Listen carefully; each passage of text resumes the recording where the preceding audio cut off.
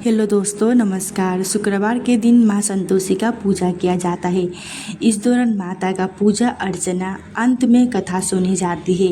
माता का पूजा करने से हर एक मनोकामना माँ पूरी करती है। तो आइए कथा सुनते हैं। एक बुढ़िया थी, उसके 7 बेटे थे। 6 बेटे कमाते थे, जबकि एक बेटे निकम्मा था। बुढ़िया छोटे बेटे को रसोई बनाए भोजन करती, उसके जो भी रहता उसको 7वें बेटे को दे देती। एक दिन वह उसकी पत्नी को बोला, देखो मेरी माँ कितना प्यार करती है। वह पत्नी बोली, क्यों नहीं, जो सबका जूठा खिलाती है। पति बोला, नहीं हो सकता, जब तक आँख से देख ना लूँ मैं नहीं मानूंगा। पत्नी हंसकर बोली, देख लो तब भी मानोगे। कुछ दिन बाद त्योहार आया और घर में 7 प्रकार के भोजन और चूरमे के लड्डू बने। वह जांचने के लिए सिर दुख के बहाना करके वो एक पतला कपड़ा लेकर रसोई घर में सो गया। वह कपड़े से सब कुछ देख रहा था। 6 भाइयों को भोजन के लिए 7 प्रकार का भोजन खिलाई।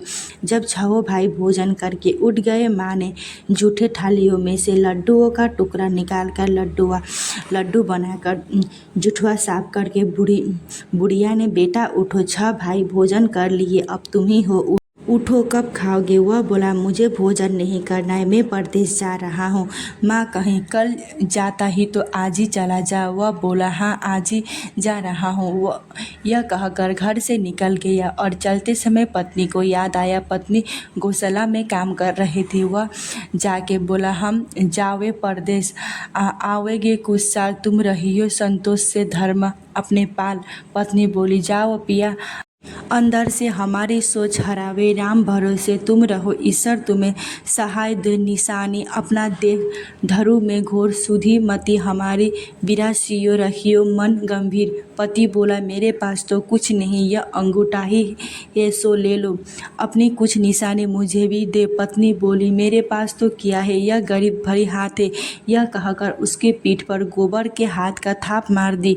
वह चल दिया। चलते चलते दूर देश पहुंचा। वहाँ एक साहूकार का दुकान था। वहाँ जाकर कहने लगा, भाई मुझे नौकरी पर रख लो। साहूकार ने ज़रूरत था। वो बोला, रह जा। लड़के पूछा, तनख्वाह कितना दोगे। साहूकार ने कहा, काम देखकर दाम मिलेगा। वह सुबह 7 बजे से 10 बजे तक काम करता था। साहूकार से 7-8 नौकर तो देख के चक्कर खाने लगे। यह तो बहुत होशियार बन गया और मालिक सारा कारोबार उस पर छोड़कर चला गया। पति की अनुपस्थिति में सास ससुर अत्याचार करने लगे। घर गृहस्थी का काम उसके अलावा जंगल में भेज दे। एक दिन वह जंगल में लकड़ी लेने के लिए जा रही थी। रास्ते में बहुत सी स्त्री को संतोषी माता का व्रत करके दिखाई दी। वह भी वहाँ खड़े रहकर कथा सुनने लगी और पूछने लगी, बहनों तुम किस देवता का व्रत करती हो और उसके करने से क्या फल मिलता है। तब एक स्त्री बोलने लगी, सुनो, ये संतोषी माता का व्रत है, इसके कारण से निर्धनता दरिद्र नाश होता है। माँ संतोषी की कृपा से हर एक मनोकामना पूरी होती है। वो भी अगले शुक्रवार से माँ संतोषी के व्रत के लिए लकड़ी को रास्ते में बेचकर गुड़ और चाना ले माता के व्रत की तैयारी करने लगी। और सामने एक मंदिर था। पूछने लगी कि वह मंदिर किसका है। तब ने लोगों ने बताया कि ये माँ संतोषी का मंदिर है।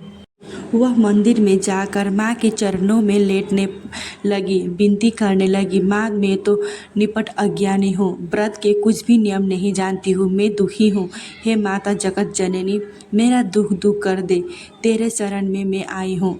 माता की दया से एक शुक्रवार बीत गया। दूसरे शुक्रवार का उसका पति का पत्र आया और तीसरे शुक्रवार का उसका भेजा पैसा आया। उसकी जेठानी मुँह सिकड़ने के और ताना मारने लगी। आंखों से आंसू भरकर वो संतोषी माता के मंदिर गई।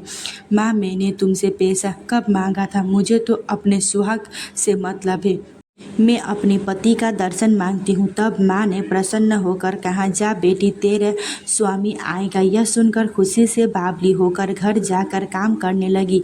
माँ एक बुढ़िया के रूप में साहूकार के दुकान गई और उस लड़के से पूछी, तेरा घर बार कुछ नहीं है। वह बोला, मेरा माँ बाप और बहू है।